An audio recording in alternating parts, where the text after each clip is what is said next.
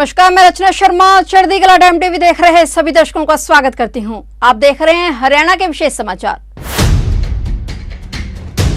हरियाणा के मुख्यमंत्री मनोहर लाल करनाल के 2 दिवसीय दौरे पर वहां पहुंचे हुए हैं, जहां उन्होंने वार्ड नंबर 4 में कार्यकर्ताओं के साथ मीटिंग की। इसके बाद मुख्यमंत्री मनोहर लाल वार्ड नंबर 14 व 15 में कार्यकर्ताओं के साथ मीटिंग करने पहुंचे। मुख्यमंत्री मनोहर लाल अलग अलग वार्ड में हो रही मीटिंग में कार्यकर्ताओं के साथ बातचीत कर रहे हैं। सीएम मनोहर लाल 3 और 4 जून को करनाल दौरे पर हैं। इस दौरान मुख्यमंत्री का आधा दर्जन से अधिक कार्यक्रमों में शिरकत करने का कार्यक्रम है और सीएम करनाल की जनता से भी रूबरू हुए। भाजपा कार्यकर्ताओं द्वारा अलग अलग जगह कार्यक्रमों का आयोजन किया जा रहा है। इसके अलावा मुख्यमंत्री बांसो गेट स्थित राजकीय मिडिल स्कूल में आयोजित कार्यक्रम में भी शिरकत करने पहुंचे। सीएम मनोहर लाल ने पत्रकारों से बातचीत करते हुए ओडिशा के बालेश्वर में हुए भीषण ट्रेन हादसे पर भी दुख जताया। सीएम ने इस हादसे में मारे जाने वाले लोगों के प्रति अपनी गहरी संवेदना प्रकट की। मुख्यमंत्री मनोहर लाल ने पत्रकारों के पूछने पर सरकार के विकास कार्यों पर बोलते हुए कहा कि 10 साल पहले प्रदेश में जिस तरह का राज कांग्रेस का था उसके बारे में सभी लोग जानते हैं। 10 साल में हरियाणा में मनोहर सरकार द्वारा किए गए काम से सारे प्रदेशवासी खुश हैं। हर जनसंवाद कार्यक्रम में लोगों की समस्याएं सुन रहे हैं। आने वाले समय में प्रदेश में हमारी पूर्ण बहुमत से सरकार बनेगी। वहीं बृजभूषण शरण सिंह पर यौन शोषण के आरोप लगाने वाले रेसलर्स के पक्ष में खाप पंचायतों के अल्टीमेटम से जुड़े सवाल पर सीएम मनोहर लाल ने कहा कि यह मामला काफी समय से चल रहा है। केंद्र सरकार इसे देख रही है।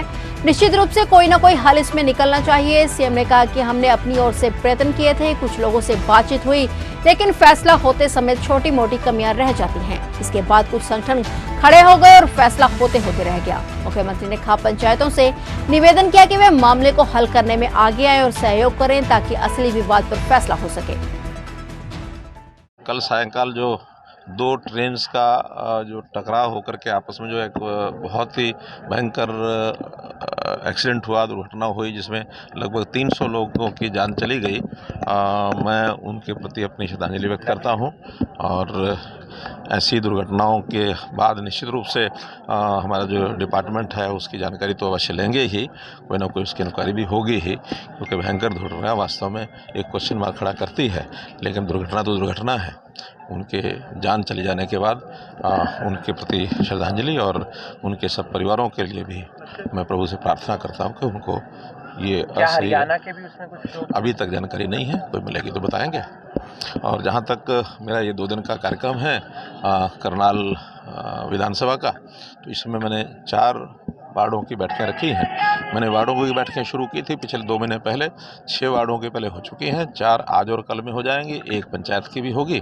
तो इस प्रकार से कार्यकर्ताओं के साथ बैठक करते हुए ये जो 2 दिन का कार्यक्रम है कंचुएंसी का बहुत अच्छा रहा। इसमें बहुत से कार्यकर्ताओं ने जो सरकार की उपलब्धियाँ हैं उनके बारे में भी चर्चा की, जो इस वार्ड की कमियाँ हैं वो भी उन्होंने बताई हैं, कुछ लिखित में दी हैं।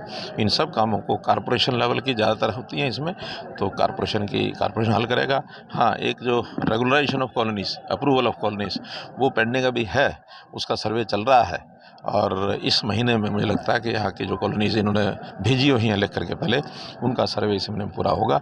अगले महीने में उनके अप्रूवल का काम पूरा किया जाएगा। पंचायतों ने अल्टीमेटम दिया है 9 तारीख तक पहलवानों के मसले। देखिए, पहलवानों वाले विषय में चूँकि बहुत पहले से ये विषय चल रहा है और केंद्र सरकार इसको देख रही है और निश्चित रूप से कोई ना कोई हल इसका निकलना चाहिए। हमने अपनी ओर से भी प्रयत्न किया था, कुछ लोगों से बातचीत हुई थी, तो बहुत जिसको कहना चाहिए कि फैसला होते होते छोटी मोटी जब कमी रह जाती है, उसके बाद फिर जब चीज़ नहीं होती तो कहीं ना कहीं फिर कुछ संगठन खड़े होते हैं।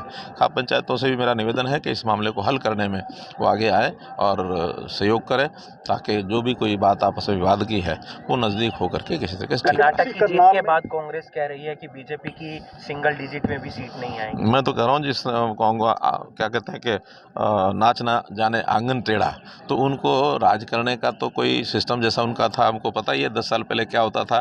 और अब 10 सालों में हरियाणा में सरकार बनाने के लिए हमने जो अपने कार्यक्रम शुरू किए हैं, तो लोग आह्लादित हैं इन 8 सालों के 9 सालों की हमारी जो उपलब्धियां हैं।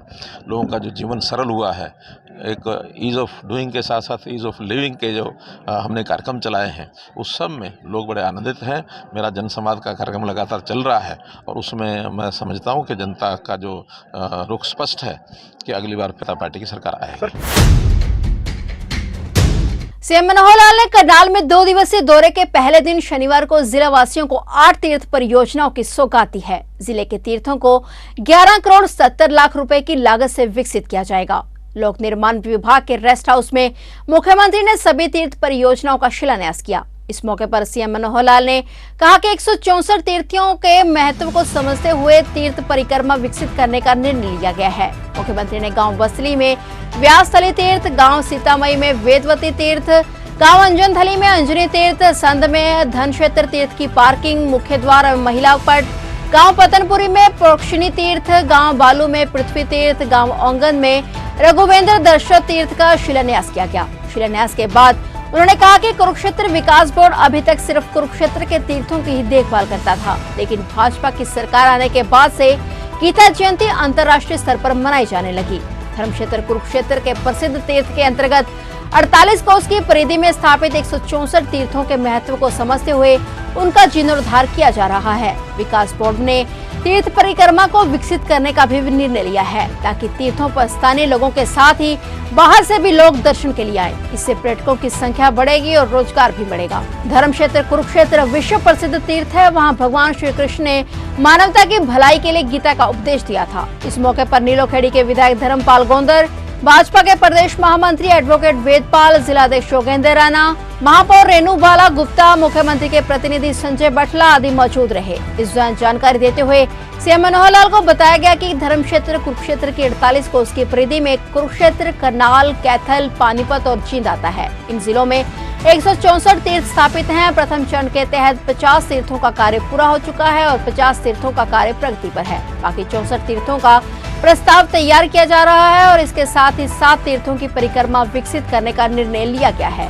मुख्यमंत्री ने कहा कि विकास बोर्ड के साथ ही स्थानीय लोगों को भी दायित्व बनता है कि तीर्थों का रखरखाव करने में सहयोग दें। इसके लिए ग्रामीणों की ओर से गांव स्तर पर एक समिति बनाई जाएगी जो तीर्थों का रखरखाव करेगी। सीएम ने बताया कि निसिंग ब्लॉक के गांव बालू में 86,99,000 रुपए से पृथ्वी तीर्थ, गांव ओंगन में 1 करोड़ 12 लाख रुपए की लागत से रघुवेंद्र दर्शन तीर्थ, निसिंग ग्रामीण में 1 करोड़ 59 लाख रुपए की लागत से मिश्रक तीर्थ, असंध में 40 लाख रुपए की लागत से धनक्षेत्र तीर्थ, गांव अंजनथली में 2 करोड़ 30 लाख रुपए से अंजनी तीर्थ, गांव पतनपुरी में 2 करोड़ 31 लाख रुपए की लागत से प्रोक्षिणी तीर्थ, गांव सीतामढ़ी में वहां 1 करोड़ 35 लाख रुपए की लागत से वेदवती तीर्थ और गांव बस्तली में 1 करोड़ 83 लाख रुपए की लागत से व्यासस्थल तीर्थ के विकास कार्यों का शिलान्यास किया गया।